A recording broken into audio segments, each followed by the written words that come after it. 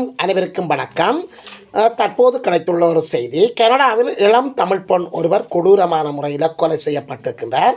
தொழில் ரீதியான பிணக்குகள் தான் இதற்கு காரணம் என்று ஆரம்பகட்ட விசாரணைகளிலிருந்து தெரிய வருகின்றது.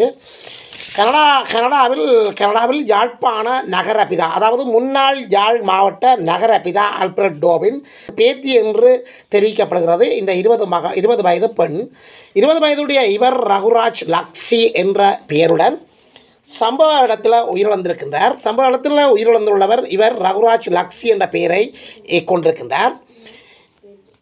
இவருடைய வாழ்விடம் எங்கென்று பார்க்கின்ற போது யாழ்ப்பாணம் கோண்டாவில் பகுதியை பூர்வீகமாக கொண்டு தற்போது கனடாவில் சென்று 2 வருடங்களாக அந்த வீட்டில் வசித்து வருகின்றார் என்றும் தற்போதைய தகவல்கள் வெளியாகி இருக்கின்றன.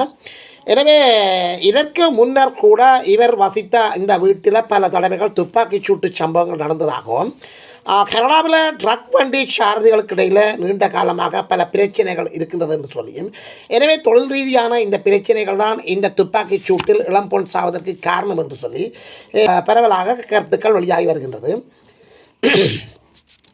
இந்த சம்பவம் எங்கு நடந்தது என்று சொல்லி சரியான அமைவிடத்தை பார்க்கின்ற போது கனடாவில் மேக்கம் என்கின்ற பகுதி என்று பொதுவாக கூறப்படுகின்றது. அங்கு ரோலர் ரோட் பகுதியில் ஸ்டில்மோர் அவென்யூ மற்றும் ஸ்வான் பார்க் வீதியின் அருகே இந்த வீடு அமைந்திருக்கின்றது. இந்த கொலைகளோட இந்த கொலைகள் மூன்று கொலைகள் மேற்கொள்ளப்பட்டிருக்கின்றது. ஒன்று அந்த 20 வயது இளம் யுவதி மீது மேற்கொள்ளப்பட்டிருக்கின்றது. மற்றது 26 வயதுடைய ஒரு இளம் ஆண் மீது மேற்கொள்ளப்பட்டிருக்கின்றது. ஷியாமன் சிவப்பு நிற நாய் ஒன்றின் மீது துப்பாக்கி பிரயோகம் மேற்கொள்ளப்பட்டிருக்கின்றது. இந்த சம்பவத்தில் ஷியாமன் சிவப்பு நிற நாய் அந்த இடத்துல சுட்டுக் கொல்லப்பட்டிருக்கின்றது. அதேபோல் 20 வயது அந்த ரகுராஜ் லக்ஷி என்கின்ற அந்த 20 வயது இளம் பெண்ணும் சுட்டுக் கொல்லப்பட்டிருக்கின்றார். அதே வேளையில் 26 வயதுடைய ஆண் என்றவர் படுகாயங்கள் அடைந்து தற்போது மருத்துவமனையில் சிகிச்சை பெற்று வருகின்றார். மேலும் அந்த கனடா நாட்டினுடைய அந்த பிறந்த பிரதேசத்துக்குரிய பொறுப்பு வாய்ந்த போலீஸ் அதிகாரி கவின் நெப்டிங்கா என்கின்ற அந்த போலீஸ் அதிகாரி தெரிவிக்கையில், இந்த விடயம் இங்கு பல முறை நடந்து வருகிறது என்று சொல்லியும், பல தடவைகள் இந்த வீடு துப்பாக்கி சூட்டுக்கு இலக்காகி வருகிறது என்று சொல்லியும், இதன் காரணமாக வெளியில் அவர்களை இனங்காண்பதற்கான கேமராக்கள் இயங்கு நிலையில் பொருத்தப்பட்டிருக்கிறது என்று சொல்லியும், ஆனால் இதுவரை யாரும் கைது செய்யப்படவில்லை என்று சொல்லியும், அவர்களை தேடி கைது செய்வதற்கான நடவடிக்கைகள் மேற்கொள்ளப்பட்டு வருகின்றது என்று சொல்லியும், விரைவில் அவர்கள் கைது செய்யப்படுவார்கள் என்று சொல்லியும் கருத்து வெளியிட்டிருக்கின்றார். இதன் தொடர்ச்சியாக நாங்கள் பார்க்கின்ற போது கனடாவில் மேக்கம், அதாவது தமிழ் மக்கள் அதிகமாக வசிக்கின்ற ஒரு இடம் தான் அந்த மேக்கம் என்கின்ற இடம். அந்த இடத்துல இந்த சம்பவம் இடம்பெற்றிருக்கிறது. குறித்த இந்த இளம் பொண்ணை அழைத்து அங்கு ஒரு அரசாங்க அதிகாரி போல வெளியிலே மஞ்சள் நிற சட்டை அணிந்த, முகமூடி அணிந்த, தொப்பி அணிந்த ஒருவர் வருகின்றார். 2 பேர் இந்த துப்பாக்கிச் சூட்டு சம்பவத்தில் இணைந்திருக்கின்றார்கள். ஒருவர் காரில் அமைந்திருக்கின்றார், மற்றொருவர் வெளியே வந்து அந்த வீட்டு பொண்ணை அழைத்து கேட்டில் அவர்களுடன் அந்த பொண்ணுடன் கதைத்து அங்கே தான் கொண்டு வந்த துண்டு பிரசுரம் என்கின்ற ஒரு அட்டையை அந்த கேட்டிலே ஒட்டுகின்றார். ஒட்டிவிட்டு அவர்களிடமிருந்து விடைபெறுவது போன்ற பாசாங்கு பண்ணிவிட்டு அவர்கள் விடைபெற்று செல்கின்ற போது பின்னால் நின்று அந்த பொண்ணை நோக்கி பல தடவை துப்பாக்கி பிரயோகங்களை மேற்கொண்டிருக்கின்றார். இதன் பின்னர் சுதாரித்து கொண்டு அந்த பொண்ணுடன் இருந்த இளைஞர் 26 வயது மற்றும் அவர்களுடன் இருந்த அந்த வளர்ப்பு நாய் சுதாகரித்த போது அவர்களை நோக்கி அந்த துப்பாக்கிதாரி துப்பாக்கி வெட்டுகளை தீர்த்திருக்கின்றார். இந்த இடத்துல குறித்த பொன் சம்பவ இடத்துல பின்பக்கம் முதுகு பக்கமாக துப்பாக்கி வெட்டுக்களால் காயமடைந்து இறந்து போக, அந்த ஷெர்மன் சிவப்பு நிற அந்த நாயும் அந்த இடத்துல துப்பாக்கியால் சாய்ந்து போக, அதே போல் 26 வயது அந்த ஆண்மகனும் சாய்ந்து போகின்றார். இந்த இருவர்களும் சம்பவத்தில் மேற்கொண்ட இந்த இருவரும் அதன் பின்னர் தப்பிச் செல்கின்றார்கள். கார் ஒன்றில் இருவர் வந்திருக்கின்றார்கள். ஒருவர் இறங்கி இந்த சம்பவத்தை மேற்கொண்டிருக்கின்றார், மற்றவர் காரை இயங்கு நிலையில் வைத்திருக்கின்றார்.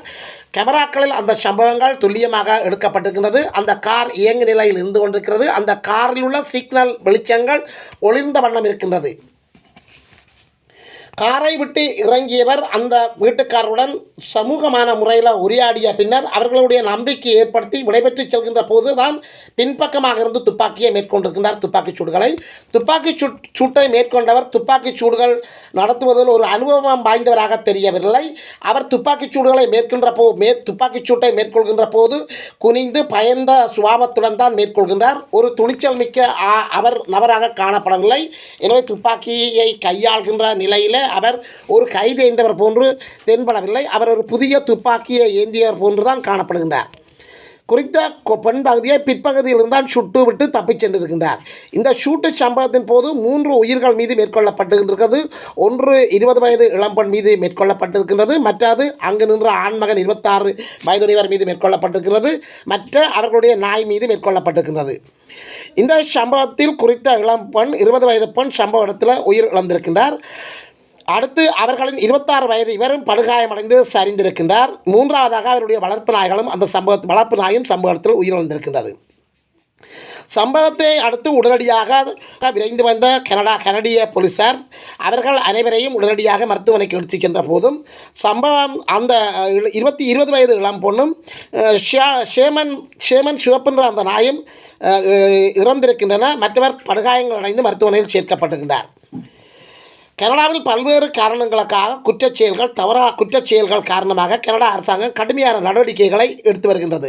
புலம்பெயர்ந்த மக்களுக்கு எதிராக கனடா நாடு பல்வேறு நடவடிக்கைகளை கொண்டு வருகின்றது. கனடாவில் பல்வேறு நாடுகளிலிருந்து புலம்பெயர்ந்தவர்கள் அங்கு சென்று பல்வேறு குற்றச்செயல்களை மேற்கொள்வதுடன் கனடா அரசாங்கத்துக்கும் அங்கு வாழ்கின்ற கனேடிய மக்களுக்கும் பல்வேறு தலைவலிகளை ஏற்படுத்தி வருகின்றார்கள். கனடா நாட்டுக்கு தவறான முறையில் குடியேறியவர்கள், விசா மோசடியில் வந்தவர்கள், தவறான அகதி அந்தஸ்து கோரியவர்களை விரட்டுகின்ற நடவடிக்கைகளை கனடா அரசாங்கம் கடுமையான நடவடிக்கைகளை எடுத்து வருகின்ற இந்த பின்னணியில் தற்போது இந்த சம்பவம் கூட இடம்பெயர்ந்து அங்கு செல்கின்ற குடியேறிகள், அதாவது புலம்பெயரிகள் மத்தியில் ஏற்பட்டிருக்கின்ற இந்த நிலைமை கனடா அரசாங்கத்துக்கு கடும் விசனங்களை ஏற்படுத்தி இருக்கின்றது. ஆகவே இதுவும் கூட கனடா அரசினுடைய சட்ட நடவடிக்கைகளை மாற்றியமைக்கும் ஒரு செயற்பாடாக அமையும். கனடா நகரத்தை சுத்தம் செய்யும் திட்டங்களுக்கு இது வலுவாக அமையும் என்பதில் எந்தவித சந்தேகங்களுக்கும் இடமிருக்காது. எனவே 80களில் வடக்கு கிழக்கில் இருந்து இடம்பெயர்ந்து இலங்கையினுடைய யுத்தம் காரணமாக வடக்கு கிழக்கில் இருந்து இடம்பெயர்ந்து பெருமளவு தமிழ் மக்கள் கனடா நாட்டில் குடியேறி இருக்கின்றார்கள். கனடாவில் குடியேறியவர்கள் அமைதியான வாழ்க்கையில் ஈடுபடுகின்ற போது ஒரு சிலர் அங்கு பல்வேறு குற்றச்செயல்களில் ஈடுபட்டிருக்கின்றார்கள். இதுவும் அந்த காலப்பகுதியிலே அந்த 1980களில் கனடா அரசாங்கத்துக்கு பல தலைவர்களை ஏற்படுத்தி இருந்தது. ஆயினும் கனடா அரசினுடைய கடுமையான சட்ட திட்டங்கள் வலுமான இறுக்கமான நடவடிக்கைகள் காரணமாக அந்த குற்றச்செயல்கள் தடுக்கப்பட்டன. அதன் பின்னர் கனடா நாட்டில் அமைதியாக தமிழர்கள் வாழ்ந்து வருகின்றார்கள். தற்போது மீண்டும் இவ்வாறான குற்றச்செயல்கள் தலை தூக்கி இருக்கின்றன. அதாவது இரு குழுக்களுக்கு இடையில் அவர்களுக்கு சிறிய பிரச்சனைகள் காரணமாக அந்த பிரச்சனைகளை பெரிதாக்காமல் தங்களுக்குள்ளே தீர்த்து கொள்வது அல்லது கடந்து போவது போன்ற மனப்பான்மை இல்லாமை காரணமாக கனடா நாட்டில் தமிழர்கள் ஒருவருக்கொருவர் தங்களுக்குள்ளே சுட்டுக்கொள்வதும் கொலை செய்வதுமாக இந்த சம்பவங்கள் நீண்டு கொண்டே இருக்கின்றது. இதன் காரணமாக அப்பாவி கனடா மக்கள், அதாவது அப்பாவித்தனமாக உண்மையில் அப்பாவி கனடாவில் வசிக்கின்ற அப்பாவி தமிழ் மக்கள் பாதிக்கப்படுவதற்கான பல்வேறு சாத்தியக்கூறுகள் காணப்படுகின்றது.